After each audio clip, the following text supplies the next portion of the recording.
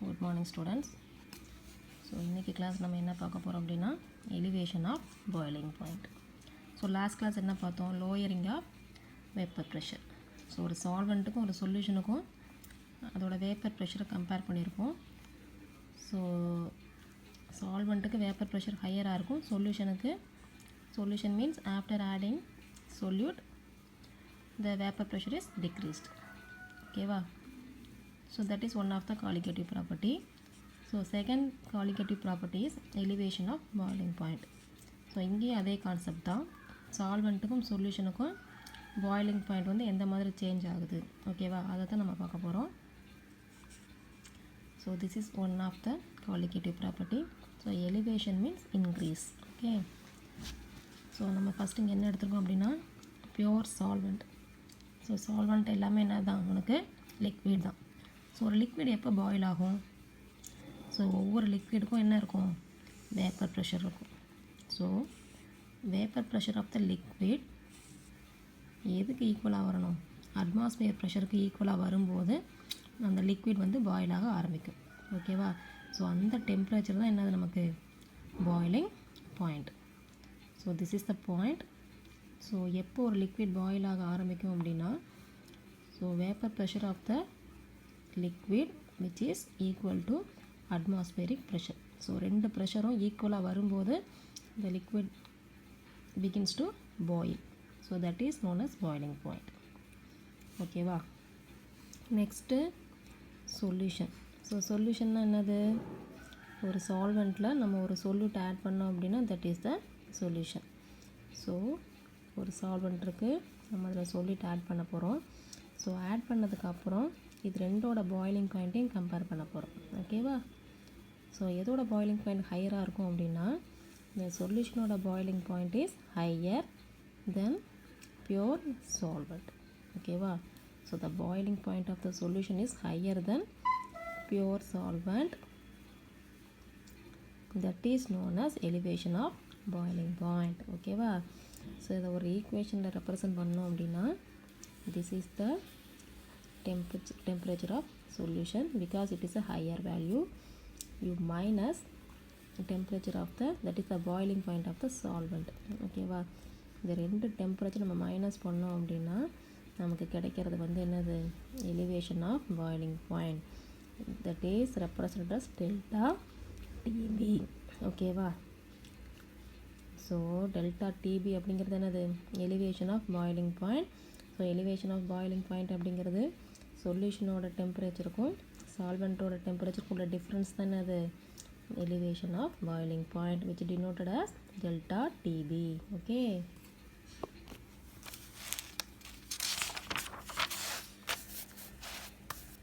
So நம்ம அந்த delta டிபியை வச்சு என்ன செய்ய போகிறோம், ஒரு சொல்யூட்டோட மோலார் மாஸை ஃபைண்ட் அவுட் பண்ண போகிறோம், okay. So delta TB, that is the elevation of boiling point which is proportional to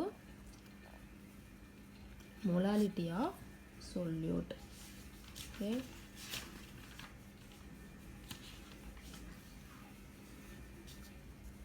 Sorry.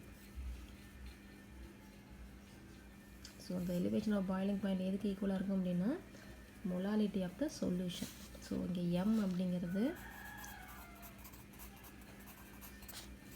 molality of solution. So the elevation of boiling point is directly proportional to molality of solution. So what is molality? ஒரு kilogram சால்வெண்ட்டில் எவ்வளோ moles of solute present ஆகிருக்கோ that is known as molality. Suppose ஒரு kilogram solvent எடுத்துருக்கோம், அதில் ஒரு 1 mole of solute கரைஞ்சிருந்துச்சு அப்படின்னா that is molality. So next இந்த ப்ரொப்போர்ஷனலை எடுத்துகிட்டு நம்ம ஈக்குவல்ட்டு போட்டோம் அப்படின்னா இதுக்கு பதிலாக நம்ம என்ன பண்ணணும், ஒரு கான்ஸ்டன்ட் வந்து சப்ஸ்டியூட் பண்ணணும். So delta TB is equal to KB into M. So இந்த ஈக்குவேஷனை இந்த மாதிரி சேஞ்ச் பண்ணும்போது you put one constant, so that constant is KB. So இந்த கேபி அப்படிங்கிறது constant which is known as molar boiling constant or elevation constant or ebullioscopic constant, okay. So next, how to find the molar mass of solute? So let's take W2 gram of solute. Okay, this is the amount of solute. So இது மாதிரி M2 அப்படிங்கிறது என்ன சொல்லிட்டு எடுக்கிறோமோ அதோட molar mass. அதே மாதிரி W1 அப்படிங்கிறது அமௌண்ட் ஆஃப் சால்வெண்ட். ஸோ எவ்வளோ known weight of solvent எடுக்கிறோமோ that is W1. ஓகேவா? ஸோ அப்போ மோலாலிட்டி என்ன வரும்? M is equal to W2 divided by M2 into W1. This is equation 2. This is equation 1. So நம்ம ரெண்டாவது ஈக்குவேஷனில் ஒன்றாவது ஈக்குவேஷனில் சப்ஸ்டியூட் பண்ண போகிறோம். ஸோ சப்ஸ்டியூட் பண்ணோம் அப்படின்னா நமக்கு என்ன வரும்? Delta TB is equal to KB into இந்த டேர்ம் அப்படியே அதில் சப்ஸ்டியூட் பண்ண போகிறோம். W2 divided by M2 into W1. Okay, so இதிலேருந்து நமக்கு என்ன வேணும்? மோலார் மாஸ் மட்டும் வேணும். ஸோ இது இங்கே போயிடுச்சு அப்படின்னா இது கீழே வந்துடும். So M2 is equal to KB into W2 divided by delta TB into W1. Okay,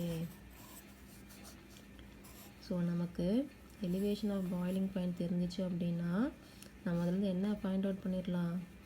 ஒரு சொல்யூட்டோட மோலார் மாஸை நம்ம வந்து டிட்டர்மின் பண்ணிடலாம். ஓகே, ஸோ காலிகாட்டி ப்ராப்பர்ட்டியோட ப்ரப்பர்ஸ் பார்த்தோம் அப்படின்னா எல்லாமே என்னது? சொல்யூட்டோட மோலார் மாஸை நம்ம டிட்டர்மின் பண்ணிடலாம்.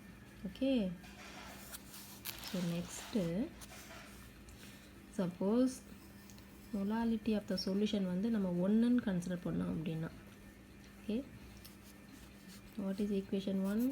Delta TB is equal to KB into M. So இந்த எம்மோட வேல்யூ 1 இருந்துச்சு அப்படின்னா, சப்போஸ் சொல்யூஷன் வந்து 1 மொலாலிட்டியாக இருந்துச்சு அப்படின்னா இந்த எலிவேஷன் ஆஃப் பாய்லிங் பாயிண்ட் எதுக்கு ஈக்குவலாக இருக்கும்? அந்த கான்ஸ்டன்ட் வேல்யூக்கும் ஈக்குவலாக இருக்கும். So delta TB is equal to KB அப்படிங்கிற மாதிரி ஈக்குவேஷன் சேஞ்ச் ஆயிரும்.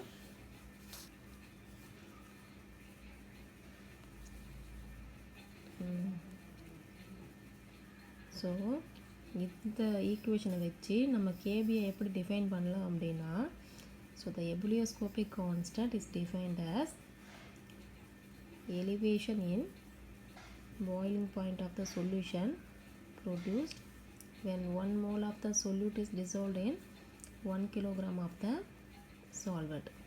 ஸோ 1 mole solute எடுத்து 1 kilogram solvent dissolve பண்ணும்போது என்ன boiling point வருதோ that is ebullioscopic constant.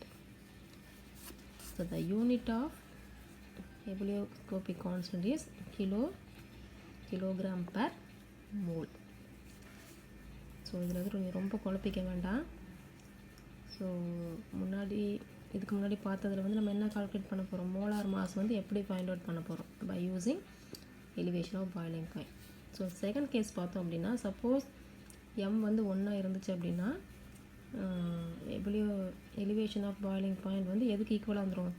எபுலியோஸ்கோபிக் கான்ஸ்டன்ட்டுக்கு ஈக்குவலாக இருக்கும். That is delta TB is equal to KB.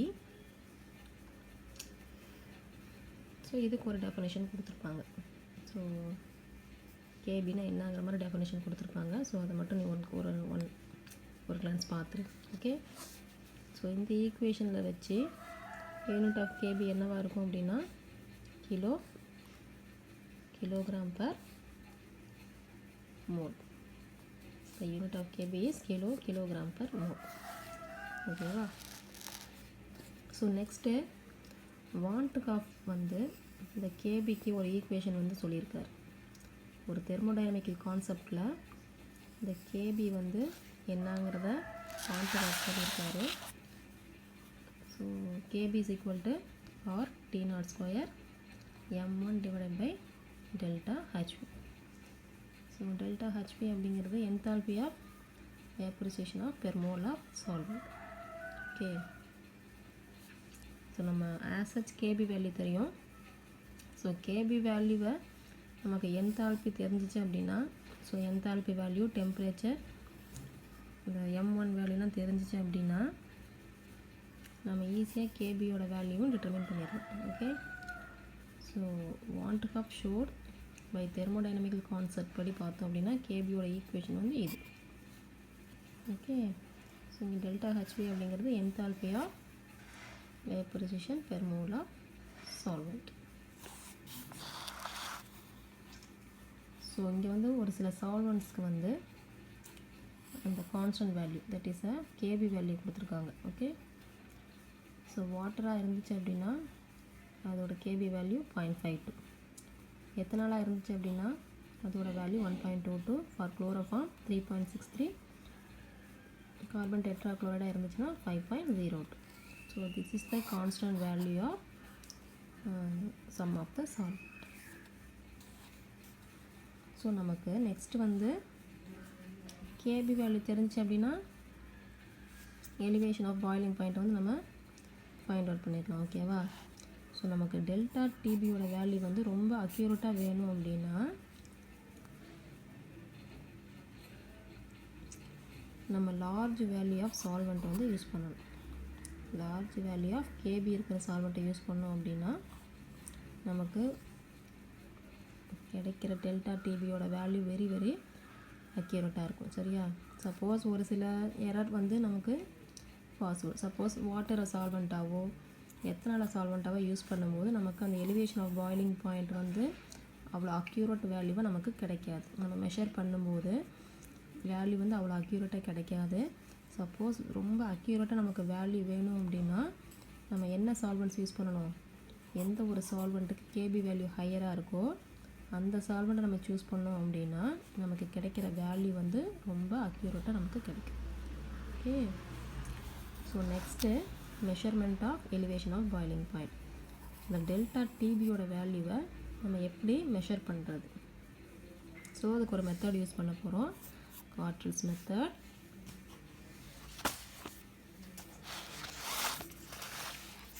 So this is the experimental setup. ஸோ இது வந்து என்னது, ஒரு பாய்லிங் பாயிண்ட். ஓகேவா, இந்த பாய்லிங் பாயிண்டில் சைடில் வந்து ஒரு கண்டென்சர் இருக்குது. ஸோ பாய்லிங் பாயிண்ட்டு கீழே நம்ம என்ன எடுத்துருக்கோம், பாட்டத்தில் நீ என்ன சால்வெண்ட் யூஸ் பண்ண போகிறோம் அந்த சால்வெண்ட் ப்ளஸ் நம்ம என்ன சொல்யூட் ஆட் பண்ண போடுறோமோ அந்த சொல்யூட். ஸோ அதனால தான் இங்கே சொல்யூஷன் மென்ஷன் பண்ணியிருக்காங்க. சரியா, ஸோ இந்த பாட்டத்தில் நம்ம ஒரு சொல்யூஷன் எடுத்துருக்கோம். ஸோ சொல்யூஷன் அப்படிங்கிறது சால்வெண்ட் ப்ளஸ் சொல்யூட் ரெண்டும் சேர்ந்தது தான் சொல்யூஷன். ஸோ இதை வந்து பாய்லிங் பாயிண்டில் எடுத்துருக்கோம். ஸோ அதில் நம்ம என்ன வச்சுருக்கோம், ஒரு இன்வெர்ட்டட் ஃபனல் வச்சுருக்கோம். ஓகே, இன்வெர்ட்டட் ஃபனல் வச்சுருக்கோம். மேலே வந்து அந்த பாய்லிங் பாயிண்ட்டை நோட் பண்ணுறதுக்கு ஒரு பெக்மன் தெர்மோமீட்டர் வச்சுருக்கோம். ஓகேவா, so this is the experimental setup. So you imagine it is a boiling point. Boiling point பார்த்துருப்போம் இல்லையா, சாரி பாய்லிங் டியூப் பார்த்துருப்போம் இல்லையா. ஸோ இது வந்து ஒரு பாய்லிங் டியூபு. பாய்லிங் டியூப்பில் நம்ம என்ன எடுத்துருக்கோம், எதுக்கு வந்து பாய்லிங் பாயிண்ட் மெஷர் பண்ண போகிறோமோ அந்த சொல்யூஷன் எடுத்துருக்கோம். அதேமாதிரி பாட்டத்தில் ஒரு ஃபனல் வச்சுருப்போம். அந்த ஃபனலை வந்து தலைகீழாக வச்சுருப்போம். அதேமாதிரி சைடில் ஒரு கண்டென்சர். ஸோ நெக்ஸ்ட்டு அந்த டெம்பரேச்சரை நோட் பண்ணுறதுக்கு ஒரு பெக்மன் தெர்மோமீட்டர். ஓகேவா, ஸோ எல்லாம் போக பாட்டத்தில் வந்து ஒரு பிளாட்டினம் வயர் ஃபியூஸ் பண்ணி வச்சுருப்பாங்க. இது எதுக்கு அப்படின்னா டெம்பரேச்சர் வந்து கான்ஸ்டண்ட்டாக மெயின்டைன் பண்ணுறதுக்கு. சப்போஸ் நீ வந்து பாயில் பண்ணும்போது டெம்பரேச்சர் வந்து என்ன ஆகலாம், நம்ம மேனுவலாக தானே ஹீட் பண்ணுவோம். அப்படி ஹீட் பண்ணும்போது ரொம்ப ரொம்ப ஸ்ட்ராங்காக ஹீட் பண்ணுவோம், ரொம்ப லைட்டாக ஹீட் பண்ணுவோம். ஸோ அந்த மாதிரி டெம்பரேச்சர் வேரியேஷன் இருக்காமல் கான்ஸ்டண்ட்டாக ஹீட் வந்து ஸ்ப்ரெட் ஆகிறதுக்காண்டி என்ன வச்சுருப்பாங்க, ஒரு பிளாட்டினம் வயரை வந்து ஃபியூஸ் பண்ணியிருப்பாங்க. ஸோ அது ஃபியூஸ் பண்ணியிருக்கும் போது இது உள்ள பாயில் ஆச்சு அப்படின்னா இந்த சொல்யூஷனோட ஹீட்டிங் வந்து எப்படி இருக்கும், உனக்கு அந்த பாயிலிங் வந்து ரொம்ப யூனிஃபார்மாக இருக்கும். ஸோ வந்து ஏபிசின்னு சொல்லியிருப்பாங்க. ஸோ அதெல்லாம் நீ கவுண்ட் பண்ண வேண்டாம். ஸோ ஜஸ்ட்டு வந்து ஏன்னு மென்ஷன் பண்ணியிருக்காங்க. ஸோ ஏ அப்படிங்கிறது ஒரு boiling point in which a weighed amount of solvent is taken. ஓகேவா, அது வந்து 1 ml இருக்கலாம், 2 ml இருக்கலாம், 3 ml இருக்கலாம். ஸோ எவ்வளோ அமௌண்ட் வேணுமோ அந்த அளவுக்கு சால்வெண்ட் எடுத்துருக்கோம். So next a thick platinum wire is fused at the bottom of the tube which ensures uniform boiling of the tube. So next a condenser is fitted to the side tube. So அது எதுக்கு use ஆகுது அப்படின்னா நம்ம boil பண்ணும்போது என்ன ஆகும், அந்த solvent vaporise ஆகும். வேப்பரைஸ் ஆகி அது எல்லாமே வெளியே போயிடக்கூடாது இல்லையா. ஸோ வேப்பரைஸ் ஆகி எல்லா ஃபியூம்ஸும் வெளியே போயிடுச்சு அப்படின்னா சால்வெண்ட்டோட குவான்டிட்டி அந்த இடத்துல நமக்கு குறையும். ஸோ அதை ப்ரிவெண்ட் பண்ணுறதுக்கு நம்ம கண்டென்சர் வச்சுருக்கோம். ஓகே, ஸோ கண்டென்சர் அப்படின்னா வாட்டர் சர்க்குலேஷன் இருக்கும். ஸோ வாட்டர் சர்க்குலேஷன் இருக்கும்போது அந்த வேப்பர்ஸ் வந்து என்ன ஆகாது, ஈஸியாக வெளியே போகாது, அதுக்குள்ளேயே சர்க்குலேஷனில் இருக்கும். ஓகேவா, அந்த வாட்டர் வேப்பர் லாஸை வந்து ப்ரிவெண்ட் பண்ணுறதுக்கு நம்ம கண்டென்சர் சைடில் ஃபிட் பண்ணியிருக்கோம். ஸோ அந்த ஃபனலை தான் நம்ம பம்பிங் டிவைஸ்ன்னு சொல்கிறாங்க. So the funnel is act as a pumping device. It is actually an inverted funnel. இந்த ஸ்டெம் வந்து என்ன இருக்கும், மேலே பார்த்த மாதிரி இருக்கும். ஓகேவா, ஸோ இப்போ நம்ம என்ன பண்ண போகிறோம் அப்படின்னா இந்த செட்டப்பை வந்து ஹீட் பண்ண போகிறோம். அப்படி ஹீட் பண்ணும்போது இந்த சால்வெண்ட்லேருந்து வர வேப்பர் இந்த ஃபனல் வழியாக மேலே பம்ப் ஆகி இந்த பெக்மன் தெர்மோமீட்டரை டச் பண்ணும். ஸோ அந்த வேப்பர் வந்து எப்படி இருக்கும், நல்லா ஹாட்டாக தானே இருக்கும். ஸோ அப்படி டச் பண்ணுற ஹாட் வேப்பர்ஸ் வந்து அந்த தெர்மாமீட்டர் டச் பண்ணும்போது அந்த தெர்மாமீட்டரில் பாய்லிங் பாயிண்ட் லெவல் வந்து என்ன ஆகும், இன்க்ரீஸ் ஆகும். அந்த மெர்க்குரி லெவல் வந்து என்ன ஆகும், இன்க்ரீஸ் ஆகும்.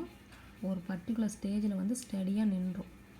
நீ என்ன சால்வெண்ட் யூஸ் பண்ணுறியோ அதோட டெம்பரேச்சர் வந்து ரீச் ஆயிரும். சப்போஸ் வாட்டராக இருந்தால் 100ல் நிற்கும், வேறு சால்வெண்ட் யூஸ் பண்ணும்போது அதோட டெம்பரேச்சர் வந்து ஸ்டடியாக நிற்கும். that reading is noted as the boiling point of the solvent. புரியுதா? this is the experimental setup தான். ஸோ இங்கே வந்து என்ன பண்ணுறோம், சொல்யூஷன் எடுத்துருக்கோம். சொல்யூஷனில் நீ எடுத்துருக்க சால்வெண்ட்டும் இருக்கும், சொல்யூட்டும் இருக்கும். ஸோ இங்கே வந்து ஒரு இன்வெர்ட்டட் ஃபனல் வச்சுருக்காங்க. ஸோ அதே மாதிரி சைடில் கண்டென்சர், ஒரு தெர்மோமீட்டர் எல்லாமே இருக்குது. ஸோ கண்டென்சர் எதுக்கு யூஸ் ஆகும் அப்படின்னா இங்கே வர்ற வேப்பர்ஸ் வந்து வெளியே போகாமல் இருக்கிறதுக்கு கண்டென்சர் யூஸ் ஆகுது. இந்த பிளாட்டினம் ஒயர் வந்து எதுக்கு யூஸ் ஆகுது அப்படின்னா யூனிஃபார்ம் பாயிலிங்க்கு யூஸ் ஆகுது. ஸோ இப்போ வந்து ஸ்டார்ட் பண்ண போகிறோம். ஸோ இதை வந்து நம்ம ஹீட் பண்ணும்போது என்னாகும், இந்த சொல்யூஷன் வந்து பாயில் ஆக ஆரம்பிக்கும். பாயில் ஆகும்போது இந்த வேப்பர்ஸ் வந்து என்னாகும், ஃபனல் வழியாக மேலே போகும். ஸோ இப்படி போகும்போது அந்த வேப்பர்ஸ் வந்து எதை டச் பண்ணும், இந்த தெர்மாமீட்டரோட பாட்டத்தை வந்து டச் பண்ணும்போது இங்கே டெம்பரேச்சர் லெவல் வந்து நமக்கு இன்க்ரீஸ் ஆகும். நீ என்ன சால்வெண்ட் யூஸ் பண்ணுறியோ அதுக்கேற்ற மாதிரி இங்கே டெம்பரேச்சர் வேரி ஆகும். ஒரு பர்டிகுலர் ஸ்டேஜில் ஒரு கான்ஸ்டன்ட் டெம்பரேச்சர் வந்து ரீச் பண்ணிடும். ஸோ அந்த டெம்பரேச்சரை நம்ம நோட் பண்ணிக்கணும். ஸோ அதுதான் என்னது, பாய்லிங் பாயிண்ட். சப்போஸ் சால்வெண்ட் மட்டும் இருந்துச்சு அப்படின்னா அது வந்து boiling point of the solvent. Suppose சொல்யூஷனுக்கு நம்ம நோட் பண்ணும்போது வர பாய்லிங் பாயிண்ட் வந்து என்னது, boiling point of the solution. So ரெண்டுக்கும் உள்ள டிஃப்ரென்ஸ் தான் என்னது,